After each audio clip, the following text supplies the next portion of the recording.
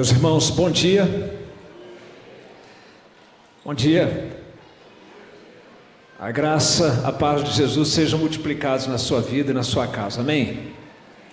Muito bem, meus irmãos, hoje é feriado, esse fim de semana, né, prolongado de feriado. Nossos adolescentes e jovens estão acampados e pessoas viajando, então a nossa EBD hoje tem um regime especial. Nós teremos uma classe única aqui, apenas as crianças vão diretamente para o departamento infantil, mas nós permaneceremos juntos. É uma oportunidade que nós temos então de falar a toda a igreja também, aqueles que não viajaram, que estão presentes.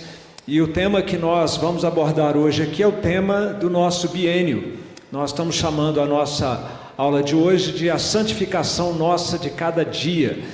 Nessa frase aqui tem uma intenção de ter sido colocada dessa maneira. É que santificação parece um tema muito abstrato, tema de seminarista, de pastor, e parece uma coisa assim meio distante da vida, da realidade do dia a dia. Então, quando a gente coloca ali a santificação nossa de cada dia, é com um intuito provocativo mesmo, de você pensar que isso é algo muito presente, muito prático, no seu dia a dia. Tem tudo a ver com a sua vida, e eu espero que você saia aqui dessa aula dessa maneira, desafiado, encorajado na sua santificação pessoal.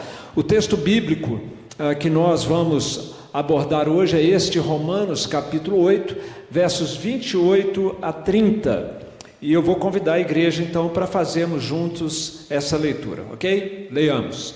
Sabemos que todas as coisas cooperam para o bem daqueles que amam a Deus, daqueles que são chamados segundo o seu propósito. Porquanto aos que de antemão conheceu, também os predestinou para serem conformes à imagem de seu Filho, a fim de que ele seja o primogênito entre muitos irmãos.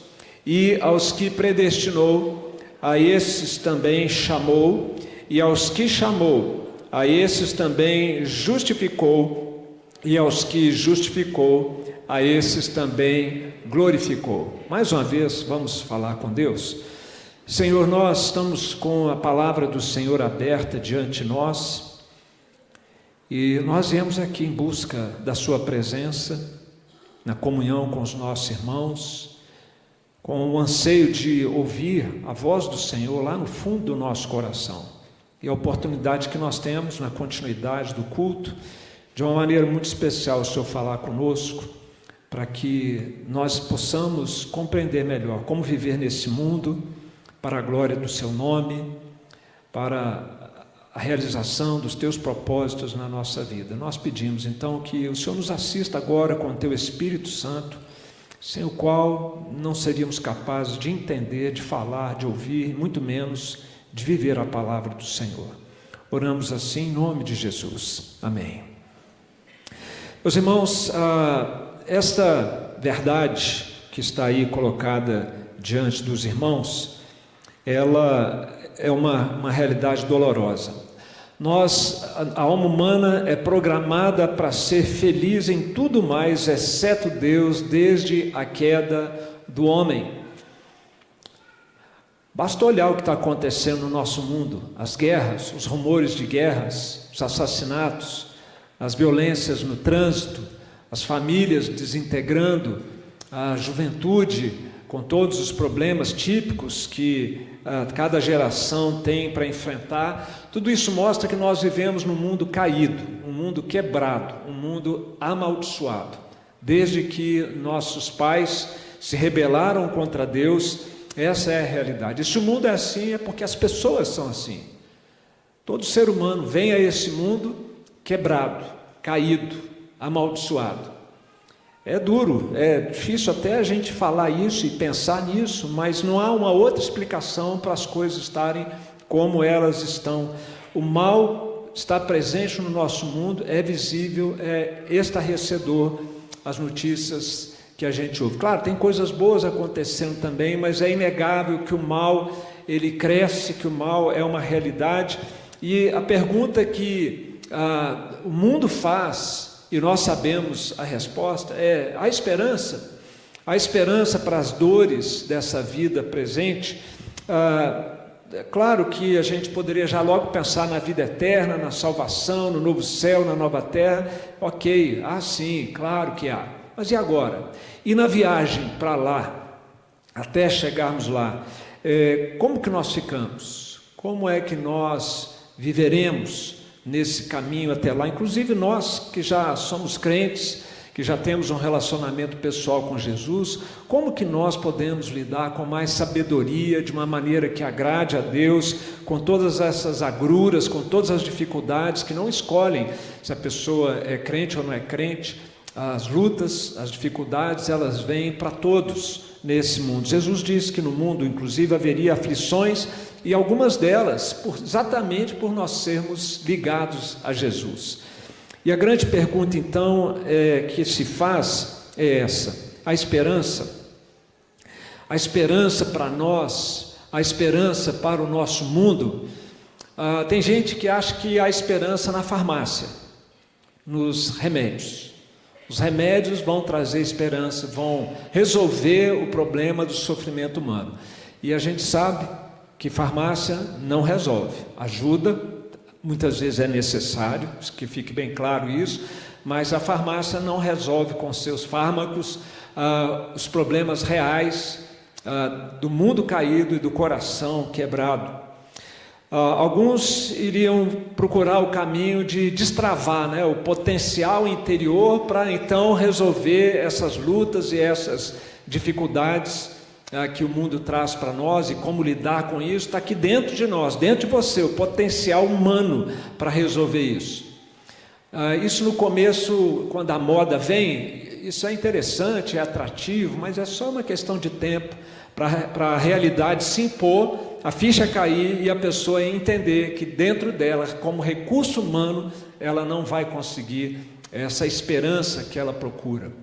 Alguns outros de uma linha mais espiritual, vamos dizer assim, vão dizer que tudo isso é uma questão de demônio e que isso é uma questão de herança, maldita, que vem de geração em geração sobre uma pessoa, sobre uma família. Então, se houver expulsão de demônios e quebra de maldições, aí a esperança vai chegar. Alguns vão também procurar a esperança dentre muitas terapias seculares que existem.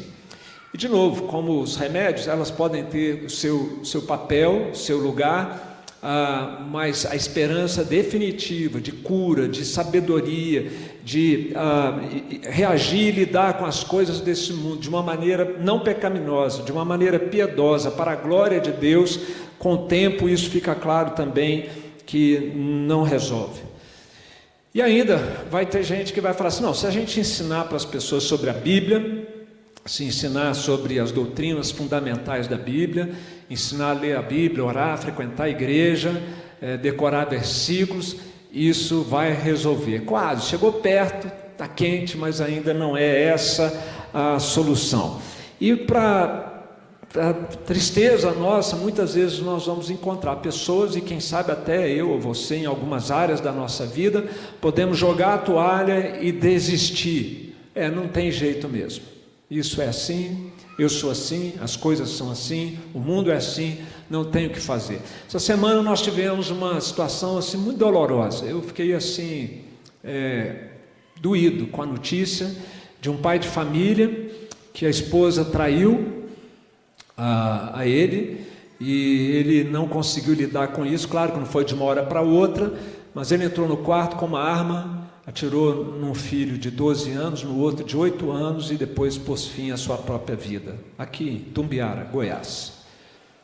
É um negócio assim que não dá para... A gente fica assim, sem ação. O quanto essa família poderia ter sido ajudada nos problemas conjugais, na relação com os filhos, para evitar que uma maldade dessa acontecesse. Esse é o mundo, meus irmãos, que nós vivemos, e a questão é a esperança para isso. A esperança para, nesse mundo, sendo pessoas que somos, nesse mundo desarrumado, desarranjado como é o nosso, há esperança de verdade, de casamentos que estão desmoronando, serem restaurados, emoções desordenadas, como seja de ira, seja de depressão, seja de inveja, de amargura. Essas coisas realmente podem ser mudadas. Há esperança para isso. Emoções desordenadas, vícios ou comportamentos desordenados, seja na área da bebida alcoólica, das drogas, seja na área de jogos, que hoje em dia está um problema de apostas, né, de gente perdendo aí casa, carro, né, família, por causa de aposta em jogos. Veja quanta coisa que esse mundo desafia a nossa confiança, a nossa fé, no sentido de que haja esperança para esse nosso mundo. Pessoas podem mesmo ser transformadas, porque uma coisa é converter e virar crente, irmãos. Isso é importante, é necessário, mas e daí? E depois disso? É possível realmente que haja transformação e mudança? Pessoas podem mesmo ser transformadas? É sobre isso que a santificação trata, meus irmãos. A palavra de Deus nos diz, nessa passagem bíblica que está aí diante de nós, eu convido a igreja para ler comigo, leamos: por isso foi que também Jesus, para santificar o povo, pelo seu próprio sangue, sofreu fora da porta. Veja que a obra de Jesus Cristo tem a ver com salvação, vida eterna, mas tem a ver e faz parte da salvação, a santificação. Santificação é isso, meus irmãos, é essa mudança, é essa transformação que Deus faz na vida do pecador, que tem com ele uma aliança e que é objeto da obra transformadora de Jesus Cristo. Se Jesus Cristo não tivesse sido prometido, se Jesus Cristo não tivesse vindo ao mundo, nós estaríamos sem esperança de vida eterna e de uma vida que nós temos chamado, segundo, usando as próprias palavras de Jesus, de uma vida abundante nesse mundo. E não uma vida miserável, não uma vida derrotada, não uma vida sob a escravidão do pecado. A morte de Jesus trouxe benefícios de valor eterno, mas também de valor temporal, para o momento em que nós vivemos hoje. A sua morte e a sua ressurreição é que possibilita a transformação de vidas, de famílias e de uma sociedade inteira. E é isso, meus irmãos, que nós queremos compartilhar ao longo dessa manhã com os irmãos. Nenhum outro recurso pode fazer aquilo que só Jesus pode fazer para transformar vidas a partir do coração. Falando isso aqui dentro de uma igreja que já tem sido doutrinada na palavra, sou até meio que natural, esperado.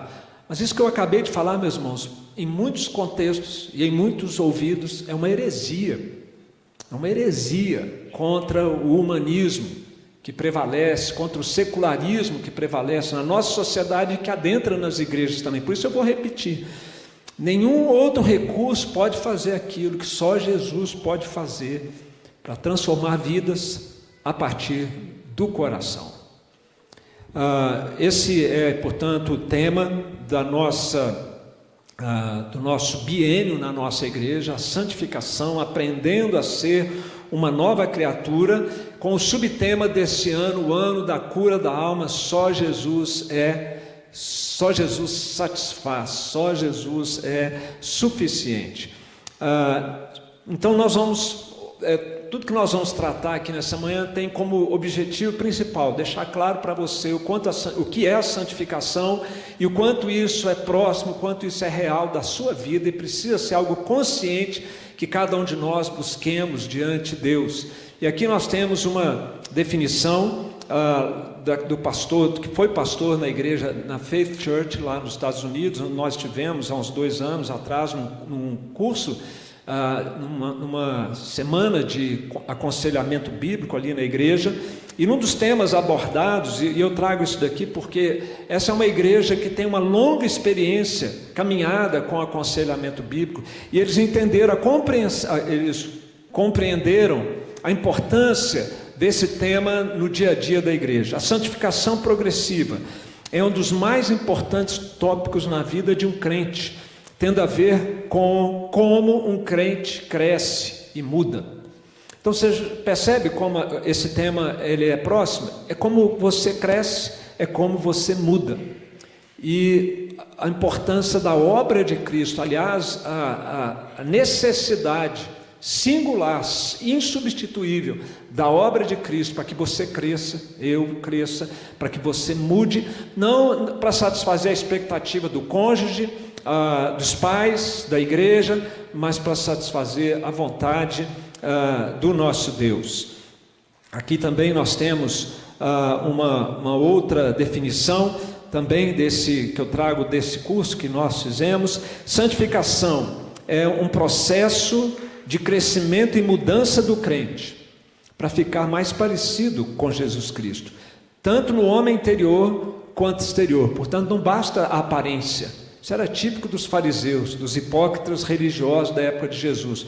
Tentavam se amoldar externamente, mas o coração, Jesus pegou pesado. Ele disse que eles eram um sepulcro caiado, por fora pintadinho, arrumadinho, gramado, mas por dentro ossos secos. Então a mudança tem que acontecer também no interior, e é sinônimo de crescimento cristão, crescimento espiritual ou santificação progressiva. Como a gente muda para ficar parecido com Jesus. Os termos podem ser os diversos, mas a questão é essa, e eu penso que cada um de nós nessa manhã precisa se perguntar, aos olhos de Deus, não aos seus olhos, ou das pessoas com quem você convive, mas aos olhos de Deus, você tem crescido nessa semelhança com Jesus, no seu caráter interior, nas suas emoções, nos seus desejos, nos seus comportamentos, nos nossos relacionamentos? Nós temos crescido com isso? Aqui quem fala isso está num livro assim, muito especial, chamado A Redescoberta da Santidade, de James Packer, mas ele é uma citação que ele faz. A palavra mais profunda que pode ser dita em relação à santificação é que ela é uma progressão em direção à nossa verdadeira natureza humana. Meus irmãos, isso aqui é muito especial, sabe? Ser homem e ser mulher depende da santificação.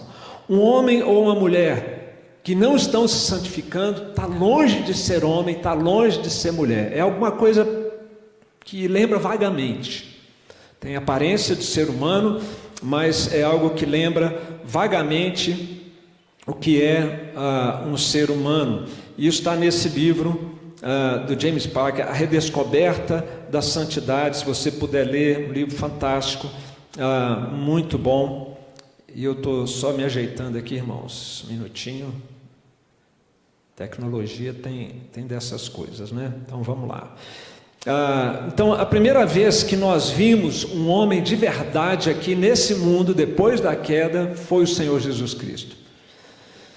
Não tem ninguém aqui que possa dizer, está ali um homem conforme Deus idealizou, uma mulher conforme Deus idealizou. Alguns estão muito longe, estamos muito longe disso, outros estão já caminhando para ficar cada vez mais parecidos com isso.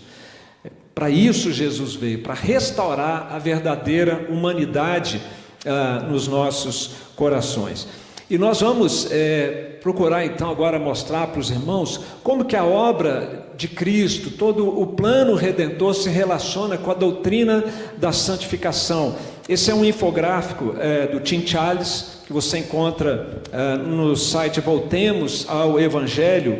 E aqui nós temos então a evidência, a demonstração, daqui a pouco eu vou dar um zoom, vai ficar mais visível, mas a demonstração de como a santificação, que é aquela terceira etapa de cima para baixo, se relaciona com toda a obra redentora e como ela é dependente de todo o plano que Deus fez para a nossa redenção. Na teologia reformada nós chamamos isso de Ordo Salutis, do latim, que significa a ordem da salvação. São etapas que foram cumpridas ao longo da história. Algumas delas são mais conceituais do que cronológicas. Você vai ver ali que algumas ali, elas não têm uma separação cronológica entre umas e outras têm, mas a ideia é demonstrar então o quão elaborado, o quanto custou para Deus a nossa redenção e como a santificação se encaixa em todo esse plano redentor do nosso Deus. E aqui então, de onde que isso vem, meus irmãos? De onde nós tiramos esse infográfico, ou essa sistematização do plano da redenção? O texto que nós lemos, se você observar ali o que está em destaque, você vai ver que são as mesmas etapas que estão lá naquele infográfico. Você tem ali o propósito de Deus, o chamado segundo o seu propósito. O propósito de Deus foi definido na eternidade, e no tempo Deus chama pecadores. Também ali diz que de antemão Ele conheceu, na eternidade Deus conheceu. Alguns acham que Deus olhou então para nós, lá da eternidade, não, aquela pessoa ali, ela vai me aceitar, então deixa eu pôr o nome dela aqui no livro da vida. Eu conheci de antemão que a pessoa tem uma disposição para... Deus conheceu de antemão a pessoa que tinha o ímpeto, a disposição de aceitar a Cristo. Charles Spurgeon diz que se Deus tivesse olhado com base naquilo que Deus saberia dele, com antecipação, ele nunca seria salvo. Conhecer aqui, na terminologia bíblica, é um conhecimento íntimo, é amor, meus irmãos.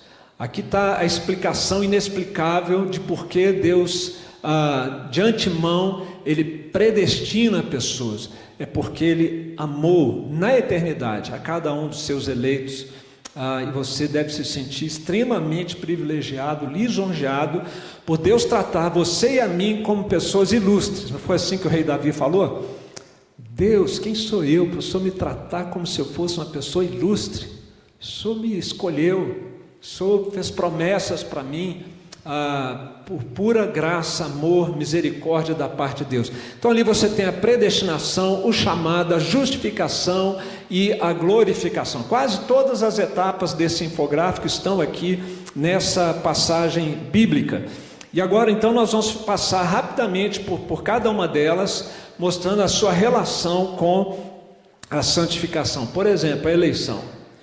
O objetivo da eleição, qual é? A santificação. O texto bíblico nos diz claramente que nós somos predestinados para sermos conforme a imagem do seu Filho.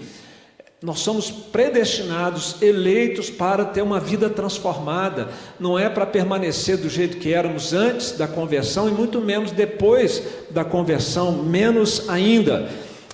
Aqui, meus irmãos, nós temos este texto bíblico que é extraordinário, que mostra a ação de Deus, o plano de Deus acontecendo na eternidade. Vamos ler juntos? Na esperança da vida eterna, que o Deus que não pode mentir, prometeu antes dos tempos eternos, e em tempos devidos manifestou a sua palavra, mediante a pregação que me foi confiada, por mandato de Deus, nosso Salvador. Dá uma meditada aí que eu vou fechar aqui e abrir de novo para melhorar aqui para mim. Olha o que está falando que Deus fez na eternidade, meus irmãos. Na eternidade, Deus prometeu vida eterna, antes dos tempos eternos. A gente chama isso na nossa teologia de aliança da redenção. Aliança que Deus fez entre si, o Pai, o Filho, tendo o Espírito Santo ali como testemunha de que o mundo seria criado, haveria queda, e que Deus iria agir em nosso favor, em favor da nossa redenção, para que nós tivéssemos vida eterna. Meus irmãos, isso é extraordinário, isso é algo tremendo da parte de Deus em relação à nossa santificação. Sabe o que isso nos encoraja? É que nós chegamos recentemente nesse negócio de redenção, porque isso, se é que posso falar que começou, isso vem da eternidade, meus irmãos. Esse é o plano de Deus, de dar vida eterna, vida em abundância para pecadores que não merecem. Deus planejou isso na eternidade. Nada vai impedir o sucesso do plano de Deus na sua vida e na minha vida. Deus começou, Deus vai terminar essa boa obra. Se você tem enfrentado lutas, dificuldades, pode ter essa segurança que Deus planejou todas as coisas para o seu bem, para a sua transformação, e até essas coisas ruins que acontecem fazem parte do plano de Deus. Uma outra reflexão que a gente precisa fazer nessa hora aqui é que se você crê na Trindade não como um conceito, mas como um ser divino, pessoal, tripessoal, Deus Pai, Deus Filho e Deus Espírito Santo, isso para você não é uma mera ideia, mas é a pessoa amada do seu coração. Você pode se alegrar em saber que a Trindade está no seu encalço há muito tempo, e ela não vai abrir mão de você. A Trindade, meus irmãos, ela nos atrai para a salvação que foi planejada na eternidade. A Trindade, meus irmãos, nos atrai para uma vida de intimidade com Deus. Você já sentiu a necessidade de conhecer mais a Jesus, de ter um relacionamento? Você é crente, estou falando com você, crente, de ser mais íntimo de Deus, de ter uma vida menos agitada, menos corrida, para ser capaz de orar com mais disposição, de ler mais a palavra de Deus. Você já sentiu esse anseio no seu coração? Muitas vezes se sente frustrado que a sua vida espiritual ela é meio assim rasteira, precisava ser melhor. Se você já teve qualquer tipo de sentimento dessa natureza, pode saber de uma coisa: não foi você. Você não seria capaz de desejar isso, de sentir falta disso. Isso vem do Espírito Santo no nosso coração. Quem não tem o Espírito Santo não está nem aí, meus irmãos, não se preocupa com isso, não deseja isso. Mas quem tem, a Trindade está no nosso encalço, desde a eternidade e nos dias de hoje. E isso é tão bom, meus irmãos, porque se a gente sabe que isso está vindo de Deus, virá de Deus também a satisfação desse anseio. O que talvez nós precisamos fazer é nos acalmar na presença de Deus. Preguei aqui antes das férias, no comecinho de janeiro, sobre o Salmo 131, que fala como uma criança desmamada se aquieta nos braços de sua mãe, e tal é minha alma para comigo. É isso que nós precisamos fazer com a nossa alma. Sossega, acalma, te coloca na presença de Deus e deixa Deus fazer aquilo que você não pode fazer. Você não tem como por você mesmo estabelecer essa íntima conexão com Deus. É Ele quem faz isso, mas você tem que buscar, você tem que se dispor a isso, porque a eternidade está atrás de você e de mim. A Trindade está atrás de você e de mim, buscando por você e por mim, desde a eternidade. Não é extraordinário isso, meus irmãos? Isso faz parte do plano redentor de Deus. E vem então o chamado. Nós fomos eleitos, somos eleitos e somos também chamados por Deus. A conversão, você vê que a conversão está logo ali acima, mas antes dela acontecer, é preciso ter então esse chamado de Deus. E aqui nós temos um texto que mostra claramente que quem nos chama, ou que Deus nos chama por meio do seu Evangelho. Vamos ler juntos? Entretanto, devemos sempre dar graças a Deus por vós, irmãos amados pelo Senhor, porque Deus vos escolheu desde o princípio para a salvação, pela santificação do Espírito e fé na verdade, para o que também os chamou mediante o nosso Evangelho, para alcançardes a glória de nosso Senhor Jesus Cristo. Você vê ali também aquilo que nós vimos em Romanos, aquelas etapas conceituais do plano da redenção. Você tem ali a eleição, a salvação, a santificação e no versículo 14, o chamamento, a vocação, o chamado de Deus. E como é que se dá esse chamado? É por isso aqui, é o que nós estamos fazendo nessa manhã. Deus aqui nessa manhã está chamando alguns para a conversão por meio do Evangelho, e está chamando a todos nós para a santificação também por meio do seu Evangelho, meus irmãos. É o que Deus usa para chamar. A palavra de Deus, meus irmãos, é como aquela semente que insemina a nossa alma sobre a ação do Espírito Santo para gerar vida em nós. Essa é a analogia. Por isso que Jesus falou de novo nascimento. Como que o novo nascimento vai acontecer? Mediante a inseminação da alma com o Evangelho. O Evangelho sendo ouvido, sendo pregado com fidelidade, aquilo entra dentro de nós e Deus usa isso para salvar e Deus usa isso para transformar aqueles que Ele já salvou também. E é na sequência então, e de novo aqui, meus irmãos, não é uma sequência necessariamente de tempo. A coisa pode acontecer ali, ato contínuo.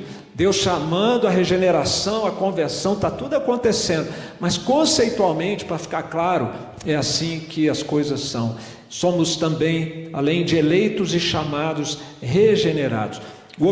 Se o objetivo da eleição é a santificação, meus irmãos, a regeneração é o potencial para a santificação. Ninguém vai conseguir se santificar, ninguém vai conseguir mudar, se tornar parecido com Jesus, com base em destravar o seu potencial interior, com remédio ou com qualquer outra coisa. É só pelo poder de Deus, fazendo de nós novas criaturas, é que alguém pode se santificar, porque primeiramente precisamos ser regenerados. Essa regeneração prévia é que nos capacita a viver em conformidade com o caráter de Cristo, com a lei de Deus. Seria impossível isso, como pessoas caídas e espiritualmente mortas, vivemos uma vida santa. E aqui então, a gente tem que fazer uma pausa, e não é no sentido acusatório, meus irmãos, nós não estamos aqui para isso, mas no sentido pastoral. Você precisa se perguntar: eu sou uma nova criatura? Jesus disse que pelos frutos a gente conhece a árvore, e nada melhor do que nós mesmos, na presença de Deus, tratarmos desse assunto. Não precisamos do julgamento de terceiros ou de outras pessoas, porque se há áreas na sua vida que você não muda nunca, essa é uma possibilidade. Existem outras, mas essa é uma possibilidade. Você é um crente que sabe o Evangelho, sabe que Jesus é o Salvador, gosta da igreja, gosta dos irmãos, gosta de culto, mas se você não nasceu de novo, você não vai conseguir mudar. Nem emoções desordenadas, nem desejos viciantes também, contrários à palavra de Deus, comportamentos inadequados, relacionamentos conflituosos.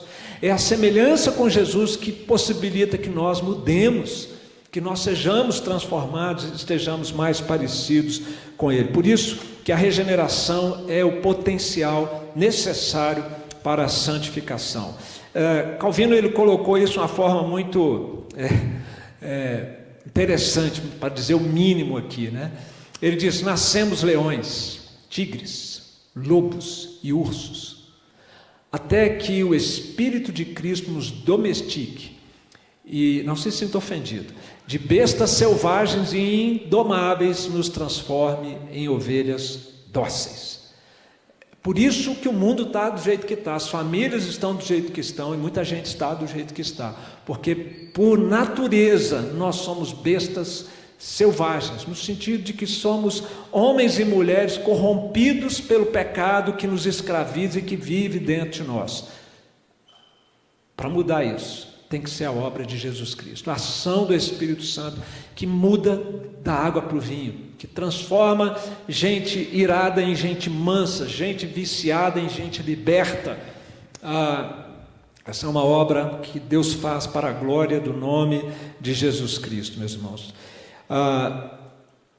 E aqui nós temos um texto maravilhoso de Ezequiel 36, 26 e 27, que mostra essa realidade transformadora que só Deus pode fazer pela obra de Cristo.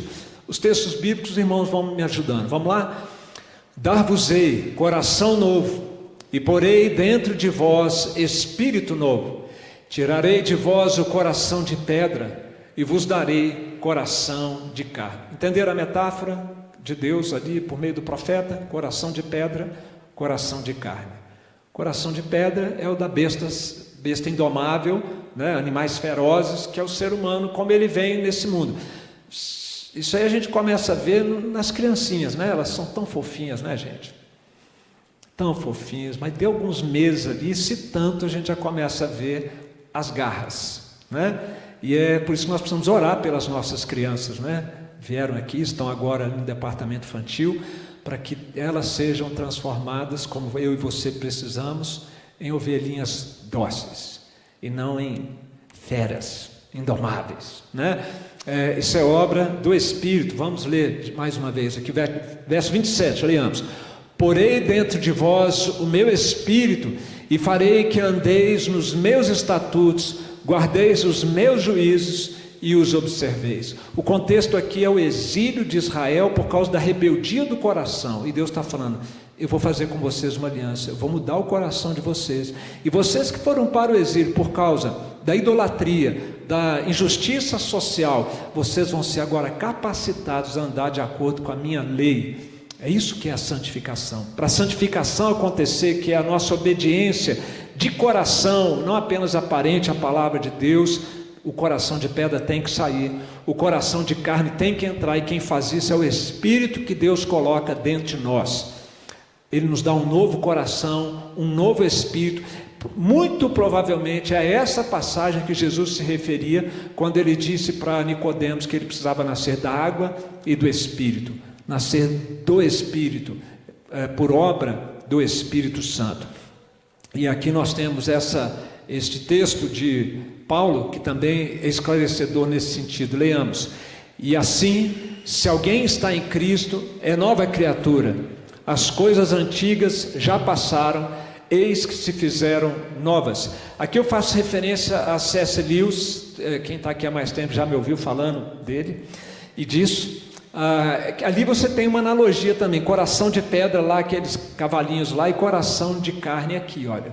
O coração de pedra, ele pode tentar correr, melhorar para correr no jockey e ganhar, mas ele é um cavalo pangaré que não vai ganhar nunca. Mas se ele ganhar, ao invés de tentar melhorar o cavalinho pangaré, que tal dar asas para ele?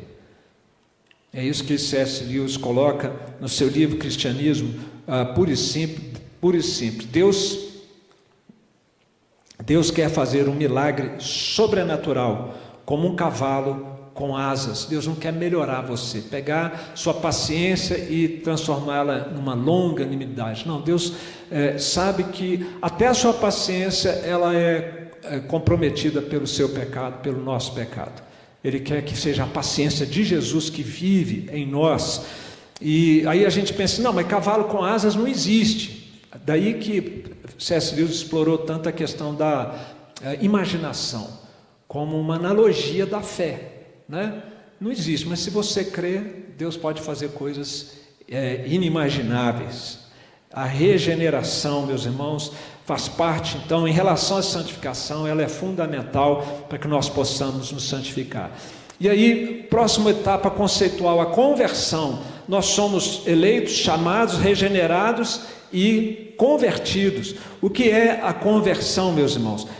Jesus pregava para as pessoas se converterem. Olha o que ele dizia. Leamos: depois de João ter sido preso, foi Jesus para a Galiléia, pregando o evangelho de Deus, dizendo: o tempo está cumprido e o reino de Deus está próximo.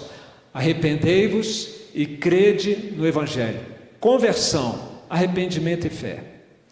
É isso que é a conversão. Quando a pessoa reconhece que ela tem um coração escravizado pelo pecado, que ela está longe de Deus, que ela não tem segurança da sua salvação e que ela precisa de Deus.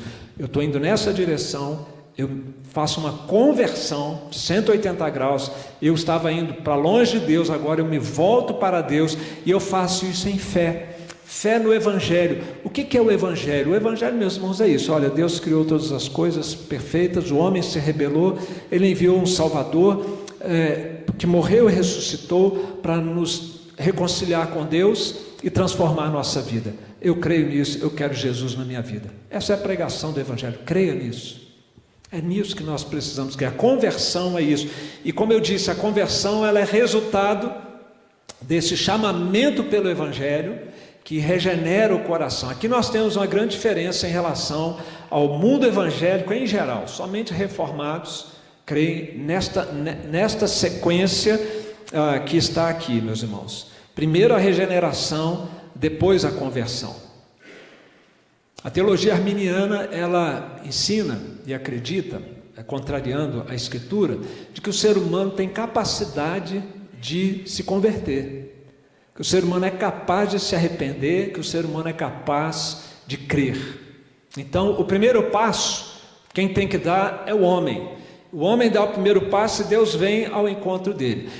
Mas aí tem um sério problema nessa visão, além da falta de base bíblica, a falta de base lógica. Porque se eu sou capaz de dar um passo e você não é, eu sou melhor do que você.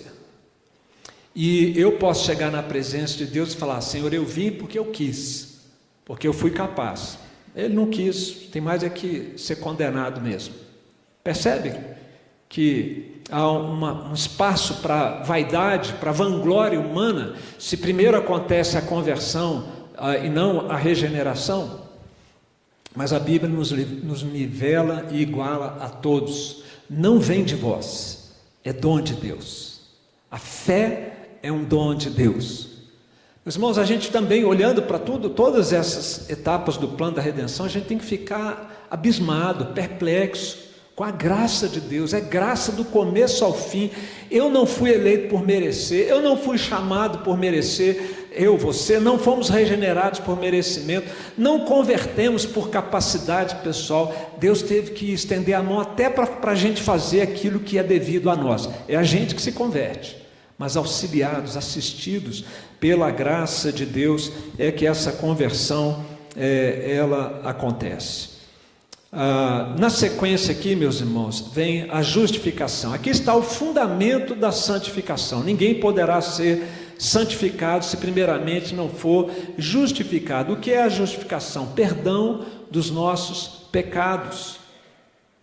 Como eu poderia me santificar se isso ainda não foi resolvido? Se eu ainda estou sob o peso dos meus pecados, da culpa dos meus pecados? Mas primeiramente eu sou perdoado, eu sou liberto da culpa, eu sou liberto da culpa, e agora então eu posso trabalhar naquelas áreas de dificuldade, de pecados pessoais que ainda restam para ser trabalhados ao longo da minha caminhada. O fundamento da santificação é a justificação em que Deus nos declara absolvidos. O juiz diz: você está perdoado. O juiz de toda a carne, que é o Senhor Jesus Cristo. E essa justificação só é possível pela obra de Jesus Cristo. Esse texto é um texto extremamente conhecido. Aqui está o Evangelho dentro do Evangelho, o resumo do Evangelho, quando fala que Deus não poupou o seu Filho, mas o entregou para que nós não perecêssemos, mas tenhamos a vida eterna. É com base no que Cristo fez que os nossos pecados são perdoados. E a isso se refere a justificação. O bispo Riley, famoso bispo inglês de Liverpool, do século XIX, que você puder ler dele, vale muito a pena. Ele diz que a justificação nos confere então o direito de ir para o céu. A santificação nos torna adequados para habitar no céu. Devemos ser santos na terra se queremos ser santos no céu. Aí você vê a conexão ou a relação que há entre essas duas etapas da justificação e da santificação. E consequentemente nós somos adotados. Essa é a nossa nova identidade. Meus irmãos, isso aqui é extraordinário, é tremendo. O juiz, ele podia ter, como os juízes dos tribunais, aqueles que são íntegros fazem, porque hoje em dia está meio que em falta, o juiz íntegro. Mas os que são íntegros, eles quando absolvem uma pessoa, dizem: ok, você pode ir embora, você está livre de qualquer condenação. Deus, como juiz, ele faz diferente. Ele fala assim: eu te absolvo e eu te adoto. Qual o juiz da terra que faz isso? Que absolve e adota o réu? Hein, doutora? O juiz, ele nos absolve e nos adota para ser filhos amados, para sermos cuidados como um pai. E o texto bíblico deixa isso muito claro. Vamos lá? Vede que grande amor nos tem concedido o Pai, a ponto de sermos chamados filhos de Deus, e de fato somos filhos de Deus. John Owen, que é considerado o príncipe dos puritanos, e nós somos herdeiros diretos do puritanismo, em inglês, ele dizia que a grande descoberta do Evangelho é essa: o juiz não apenas nos perdoou, mas nos adotou como nosso papai. Meus irmãos, sabe que isso aqui faz toda a diferença na nossa vida diária? Essa é a nossa nova identidade.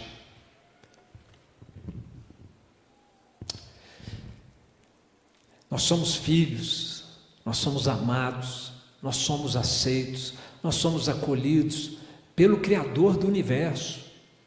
Essa é a nossa identidade. A nossa identidade não é definida pelos traumas do passado, pelo que fizeram conosco, pela nossa história de formação, pelas lutas que nós já vivenciamos ou estamos vivendo.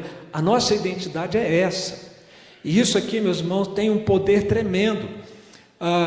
Muita gente sofre porque fica dependendo do seu desempenho pessoal perante os olhos dos outros para se sentir valioso, importante, amado, querido. Vou repetir, tem gente que sofre terrivelmente. Aliás, isso é um pecado universal. Quando Adão e Eva pecaram, eles se esconderam com medo da rejeição de Deus.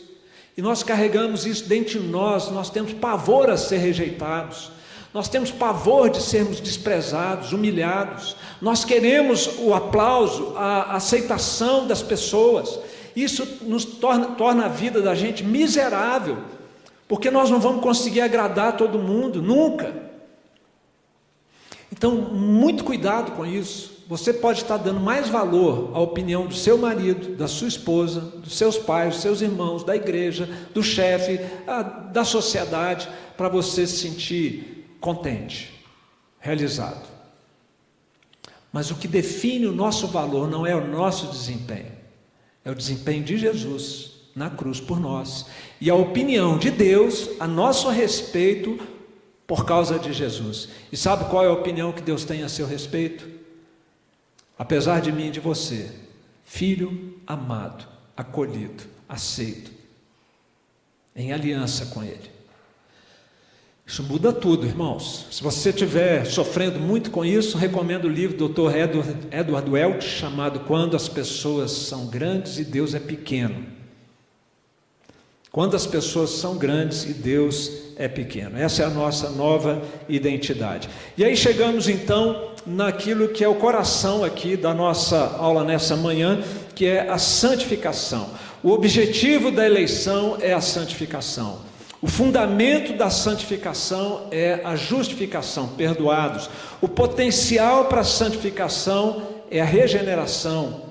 E a consumação da santificação está lá, olha, é a glorificação. É para lá que nós estamos indo. Por isso o texto bíblico, leiamos: segui a paz com todos e a santificação, sem a qual ninguém verá o Senhor. Santificação hoje, viver na glória amanhã. Nós já temos que ir treinando, nos preparando, sendo santos aqui na terra, se vamos ser santos lá no céu, lá com perfeição, aqui num processo progressivo de aprendizagem, de transformação gradativa do nosso coração.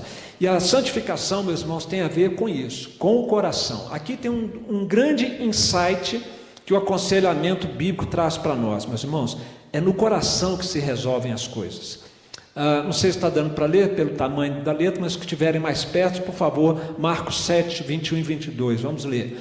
Porque de dentro do coração dos homens é que procedem os maus desígnios, a prostituição, os furtos, os homicídios, os adultérios, a avareza, as malícias, o dolo, a lascívia, a inveja, a blasfêmia, a soberba, a loucura.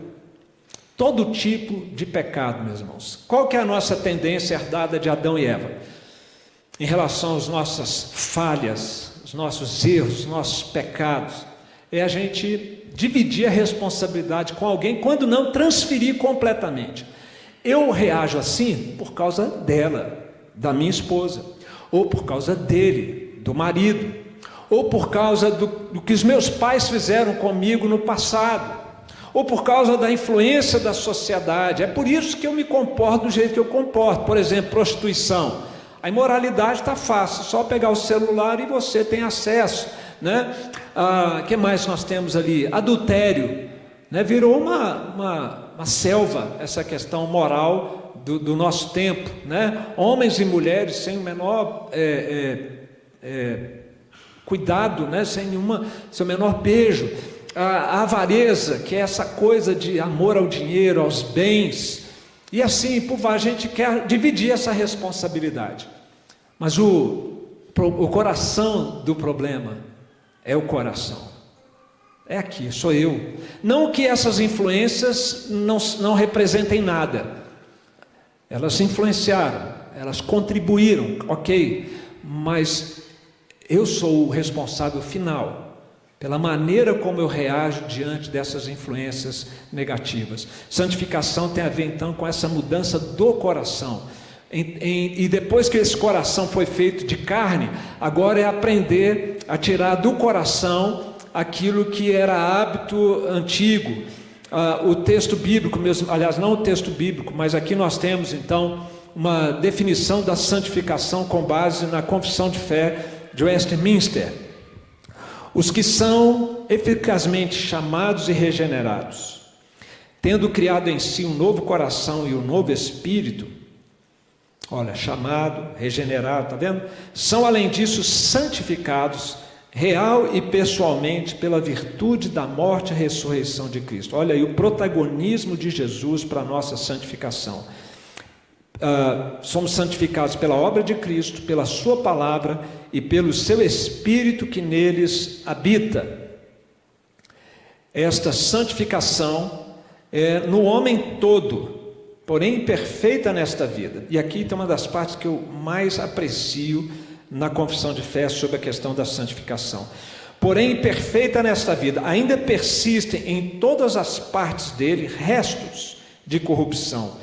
E daí nasce uma guerra contínua e irreconciliável, a carne lutando contra o espírito e o espírito contra a carne. Eu aprecio demais essa expressão, restos de corrupção. O homem sem Cristo, ele é escravo do pecado. O homem que nasceu de novo, o homem e a mulher que nasceram de novo, ele agora não é mais escravo do pecado. Ele agora é uma nova criatura. Só que ele tem hábitos antigos, pecados residuais, restos de corrupção seria isso, pecados residuais do que ele estava acostumado na sua vida pregressa, que agora ele tem que ir sendo moldado. E meus irmãos, isso leva uma vida inteira. Tem pecados que precisam ser moldados no meu coração que eu ainda não sei, você ainda não sabe. Por isso até o salmista orava assim, perdoa os pecados que me são ocultos. Tem aqueles que nós não conseguimos enxergar. O orgulho é o pecado mais difícil de ser admitido. Isso é o mais difícil, né? Então nós temos restos que precisam. A santificação tem a ver com o crente ser tratado nestes restos de corrupção, nestes pecados residuais, nesses velhos hábitos do velho homem. Por isso o tema do nosso biênio é santificação, aprendendo a ser uma nova criatura. É aprendendo a desfazer desses restos de corrupção. Os conselheiros bíblicos, está aí Bob Kelleman, ou Robert Kelleman, um renomado conselheiro bíblico, ele ensinou que os conselheiros bíblicos compreendem que a santificação não significa nos tornar santos, mas vivenciar a nossa santidade. Nós já somos santos. Os médicos de almas, bonita essa expressão, né? Lembram aos aconselhados que o principal para a vitória deles é aplicar a verdade da sua nova identidade em Cristo, é aprender a ser o que nós já somos, é aprender a fazer valer essa identidade que nós já temos em Cristo, novas criaturas, tudo aquilo que a gente está vendo lá, né? Eleitos, chamados, regenerados, justificados, adotados, essa é a nossa identidade, irmãos, santificados, nós já somos, Cristo vive em nós.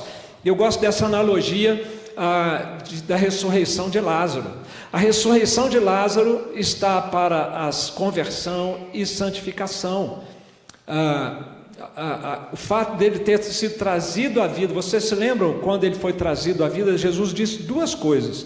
A primeira foi: Lázaro, vem para fora. Ele estava morto, ele ressuscitou. A segunda coisa que Jesus disse foi a respeito dele: desatai-o e deixai-o ir. Regeneração e santificação. Vem para fora, é o novo nascimento. Desatai-o. Ele saiu todo, estava lá todo, aqueles costumes que eles tinham lá de pôr um lençol, lembra do lençol que Jesus também colocaram nele, envolveram num lençol. Eles precisavam então agora tirar as ataduras, os trapos da sepultura. É isso que a santificação trata, com os trapos da sepultura que estão sobre nós ainda e que precisam ser removidos. Pode ser da ira, pode ser da tristeza profunda, da ansiedade, pode ser da cobiça, pode ser do alcoolismo, das drogas, da imoralidade sexual, do homossexualismo, do adultério. São trapos da sepultura que um crente precisa aprender a tirar, e ele faz isso assistido pela graça de Deus. Cristãos, a face de Jesus já está lá em você. Olha que bonito isso, meus irmãos. Essa é a essência da regeneração. Deus origina dentro de você uma nova disposição para a santidade. A semelhança a Cristo é gravada interiormente. A natureza divina é incrustada em sua nova natureza. Meus irmãos, essa é a santificação nossa de cada dia. Isso aqui está muito teológico, mas é muito, muito verdadeiro, muito real. Cristo já está aí dentro. Ele já vive em você, o Espírito vive em você, você já é uma nova criatura se você tem uma aliança com Cristo. Então é só fazer, só não é tão simples assim, mas o Senhor nos assiste nisso, é fazer com que essa nova natureza venha à tona, aflore cada vez mais por meio da nossa fé e do arrependimento, que devem caracterizar não só a conversão, mas também a santificação. Se isso é real, meus irmãos, então nós temos agora que cooperar com o Espírito Santo, parar de resistir, ceder ao Espírito para que esta nova natureza possa aflorar dentro de nós. Por isso esse texto bíblico, nós não vamos ler, está destacado ali, veja só, que fala, Paulo diz para nós obedecermos, e ele diz para a gente desenvolver a salvação, mas ele também diz que Deus é quem efetua em nós o querer e o realizar. A santificação acontece assim, meus irmãos, se trata de obedecer a palavra de Deus, não só externamente, mas interiormente, desenvolver a nossa santificação, mas dependemos de Deus, ou seja, é com o dom do anseio é que nós vamos desejar a Deus, é com o dom do esforço que nós vamos operar a nossa santificação. É graça, meus irmãos, do começo ao final. O homem espiritual é fundamentalmente uma pessoa cuja raiz mais profunda da fonte de alegria foi alterada de si mesmo para Deus. John Piper. A gente começa a perceber que a gente está crescendo espiritualmente, que a gente está se santificando, quando a nossa alegria de viver não depende mais de casamento, de filho, de trabalho, de dinheiro, de opinião dos outros, e essa a nossa fonte de alegria, estamos aprendendo a fazer de Jesus a fonte do nosso contentamento. Meus irmãos, isso pode parecer abstrato, mas não é, meus irmãos. Vida cristã é isso, vida abundante é isso. Por que tem muito crente em Jesus que está derrotado, que está abatido, que está frustrado? Porque o coração dele ainda não se voltou inteiramente para Jesus. Ele entregou a vida a Cristo um dia, mas depois no meio do caminho foi se perdendo. Santificação, meus irmãos, tem a ver com adoração, é aquilo que eu amo, aquilo que eu mais adoro, que eu mais amo. Ou são as coisas desse mundo, e até coisas boas, podem ser as bênçãos de Deus, mais do que o próprio Deus. É disso que trata a santificação. Mas nós também somos perseverantes. A dádiva da perseverança, meus irmãos, não foi dada para Adão e Eva. Adão foi criado perfeito, mas essa dádiva ele não teve, tanto que ele caiu. Com a gente é diferente. Nós temos mais do que Adão teve. Nós recebemos de Deus o perdão de pecados e a graça de perseverar até o final. Claro que nós vamos vigiar, vamos orar, temos um trabalho a fazer, mas em última instância, é Deus quem vai nos segurar até o final. Leamos: eu lhes dou a vida eterna, jamais perecerão, e ninguém as arrebatará da minha mão. Fica difícil entender como que há pessoas que creem que os crentes podem perder a salvação. Está tão claro, né? Eu creio que a preocupação desses nossos irmãos é com a leviandade. Não, se a gente ensinar que o crente não perde a salvação, os crentes vão avacalhar, vão viver no pecado. Olha, quem for capaz de raciocinar dessa maneira é porque pode ser crente, mas não nasceu de novo. Porque a nova criatura tem o Espírito Santo, e esse tipo de raciocínio é inconcebível. Já que eu estou salvo, eu vou aprontar. Não tem cabimento, né? Um outro texto também muito forte que fala do dom da perseverança. Vamos ler juntos? Aguardando vós a revelação de nosso Senhor Jesus Cristo, o qual também vos confirmará até o fim, para serdes irrepreensíveis no dia de nosso Senhor Jesus Cristo. Quem é que vai nos confirmar até o fim, irmãos? Sou eu? É a minha capacidade? Não, é Jesus quem vai nos confirmar, vai nos guardar até o fim. Tudo isso faz parte do plano redentor, e finalmente chegamos à glorificação, que é a consumação da santificação. É para onde nós estamos indo, caminhando para que finalmente sejamos glorificados. Leiamos: pois a nossa pátria está nos céus, de onde também aguardamos o Salvador, o Senhor Jesus Cristo, o qual transformará o nosso corpo de humilhação para ser igual ao corpo da sua glória, segundo a eficácia do poder que ele tem de até subordinar a si todas as coisas. Esse corpo de humilhação que nós temos hoje é humilhante, não é, irmãos? Os anos vão chegando, né? As doenças surgem de crianças a idosos. Nós temos na igreja aí, entre os nossos enfermos, de crianças a idosos, passando por todas as faixas etárias. Essa luta contínua contra esses restos de corrupção é uma guerra, é uma luta.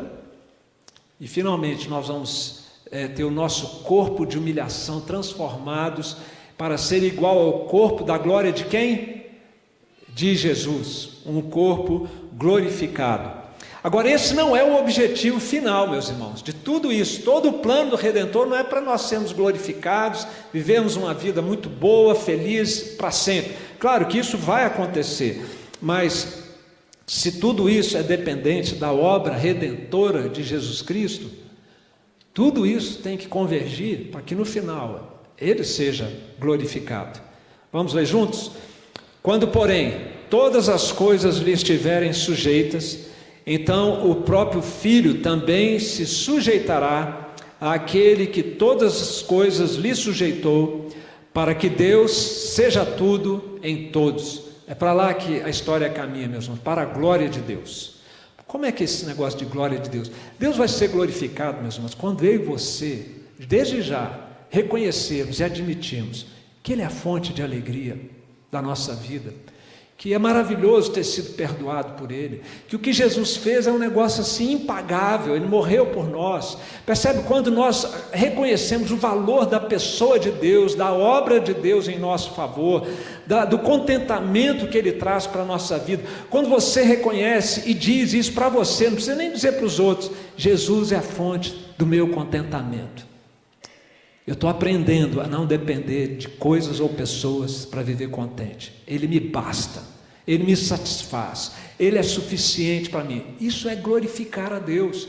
E quando todo mundo for restaurado, quando as nações todas forem pacificadas e Jesus reinar sobre todos nós com corações transformados, nós vamos ficar embasbacados. Não sei se você conhece essa expressão. Nós vamos ficar assim maravilhados. Uau, Jesus fez tudo isso. A morte e a ressurreição dele fez tudo isso. Glória ao Senhor, glória ao nome de Jesus. Todo joelho se dobrará, toda língua confessará que Jesus é Senhor, para a glória de Deus Pai. E ali é bonito que Jesus, depois de ter feito tudo isso, Ele vai colocar aos pés do Pai toda a glória devida ao nome dele, e Deus será tudo em todos. Essa é a nossa santificação de cada dia, meus irmãos. Então nós temos um para casa bom para fazer, não temos? Agora você viu como que tem todo um plano, um arcabouço divino envolvendo você, para que você seja transformado, tenha uma vida abundante e esteja na glória com o Pai. Então confia, descansa e se dispõe, sabe, Senhor, sonda o meu coração, vê se há em mim algum caminho mau e me guia por esse caminho eterno. Meus irmãos, esse era o tema que eu queria compartilhar com os irmãos nessa manhã. Se você quiser ter essa apresentação com você, você pode ler o QR Code e ela vai estar disponível aí no seu celular. Que Deus nos abençoe, que esse desafio da santificação em nossa igreja seja compreendido como algo prático, como algo para a nossa vida, para uma vida abundante, para a glória de Jesus na nossa vida. Amém, igreja?